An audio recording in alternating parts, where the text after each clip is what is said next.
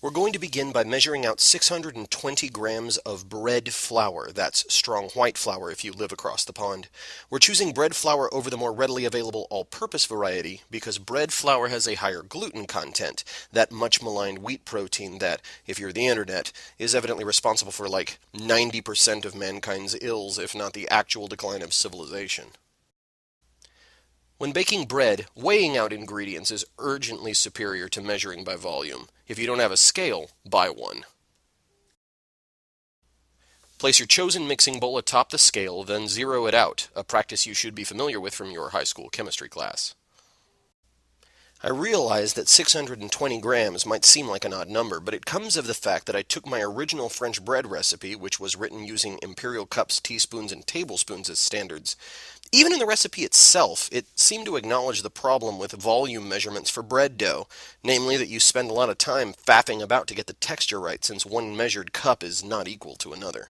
Because the ratio of yeast and salt to flour are not terribly critical, you can get away with volume measurements just so long as you make sure that you are measuring equal portions salt to yeast.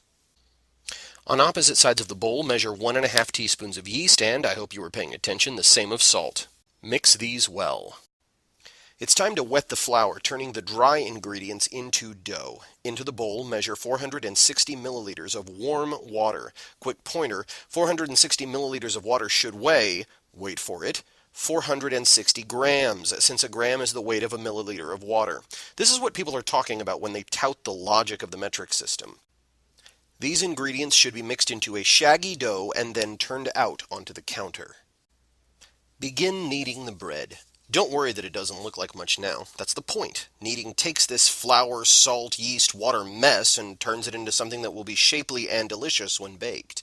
There's also no right way to knead. You just get into it with your hands and smash and stretch and smoosh until the texture changes.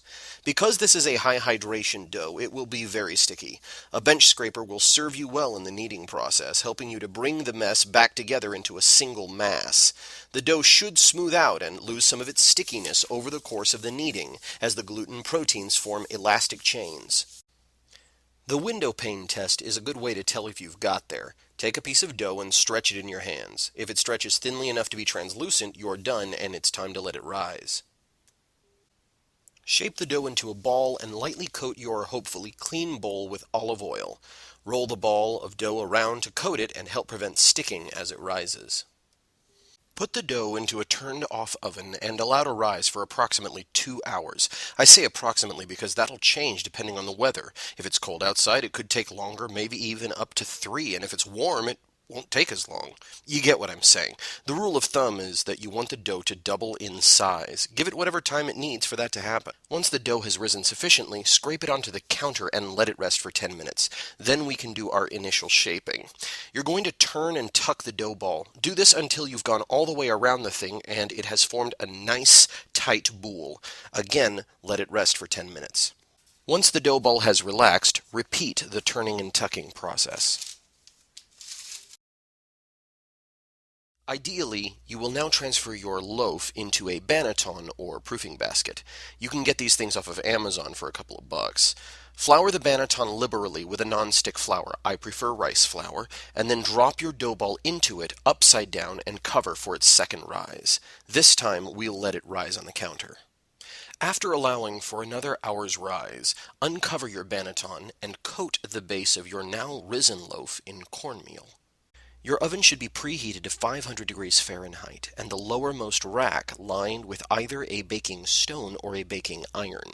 Flip the loaf onto an awaiting pizza peel and check to make sure that no portion of the loaf is sticking. Now it's time to make our slashes. Using a sharp knife, slash the loaf in a quick, committed fashion. No halting motions here unless you want the dough to stick to the blade. Transfer your loaf to the iron and give it its first spritz, a process we're going to repeat 3 times at 3-minute intervals. Our boule should finish baking at between 20 to 35 minutes. Last, be sure to let your bread cool completely before cutting into it. I really can't stress this enough. It should be cold, not warm, when you finally crack that crust. If you get impatient, you'll find that the crumb has gone gummy, and it also probably hates you.